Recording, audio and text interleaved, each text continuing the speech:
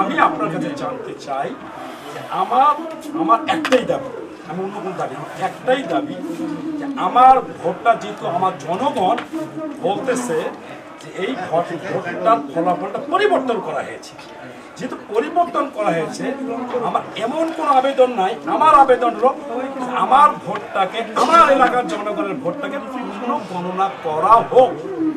পূর্ণ গণনার মাধ্যমে যাহা ফল আসবে আমি তা মাথা পাতিয়ে লইব।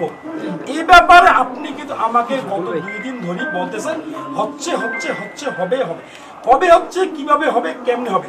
আপনি যদি এইভাবে করে টাইম ক্ষেপণ করেন, করে যদি আপনার হাতে যে ব্যালটগুলো আছে, এই ব্যালটগুলো যদি কোনো রকম আপনারা আবার ওই ইঞ্জিনিয়ারিং করে আবার এমন একটা টাইমে গণনা করবেন যেখানে দেখা গেল জনগণের কাঙ্ক্ষিত ফলাফলটা বের হবে।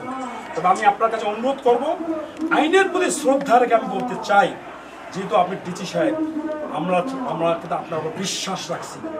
আপনি আমাকে কথা দিয়েছেন, আমি আপনার এখানে এসেছিলাম অভিযোগ দেওয়ার জন্য। আপনি আমাকে বলেছেন আমার উপর বিশ্বাস রাখেন, শতভাগ নিশ্চয়তা দিচ্ছি নিরপেক্ষভাবে নির্বাচন হবে। আপনার উপর আমি আস্থা রেখেছি। আস্থা রাখার পর আমি যেটা দেখলাম যে আমার প্রতিপক্ষ যে প্রার্থী, সে বিভিন্ন সেন্টারগুলোতে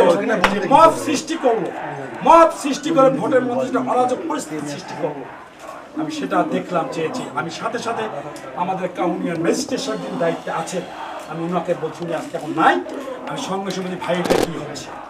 আপনারা দেখেছেন, আপনার প্রশাসন সবাই যে, কারণ তখন কমিশনার সাহেবও জানে, এসপি সাহেবও জানে, সবাই সেটি প্র্যাকটিক্যাল ছিল। যাই হোক, তারপর আমার একটা বিশ্বাস ছিল জনগণ আমাকে ভোট দেবে, আমি এমপি নির্বাচন বিশ্বাস নিয়েছিলাম।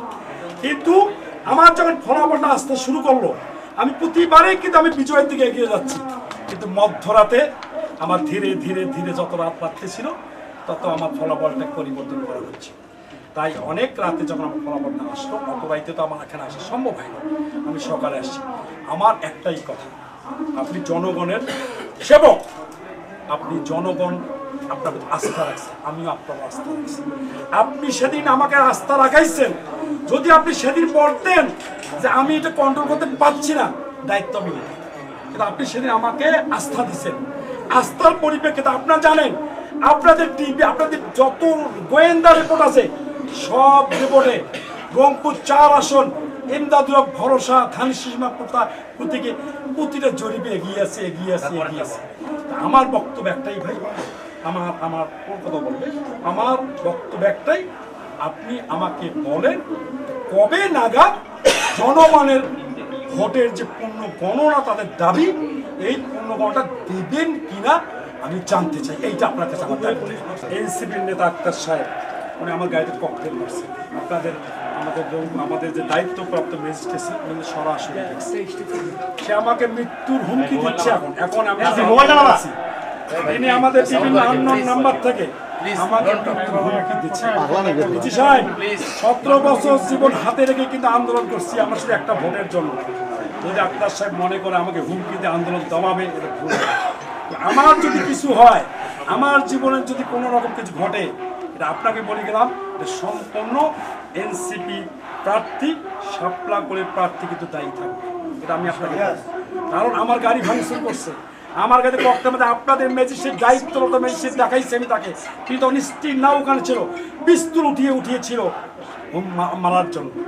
এত কিছু অভিযোগ দেওয়ার পরে আপনারা বলেন অভিযোগ কই, কোথায় অভিযোগ? অভিযোগ আপনাদের কাছে, আমি আপনার কাছে আসি নাই, অভিযোগ দেই নেই, আপনি আমাকে আশ্বস্ত করছেন, আপনার প্রতি আস্থা রাখছি। যাই হোক, আমি এত কথা বলবো না, আমি একটা কথা বলতে চাই, আমরা একটা ভোটের জন্য এই 12ই ফেব্রুয়ারি 2026, 15 বছর পরে কিন্তু আমরা একটা ভোট চেয়েছি।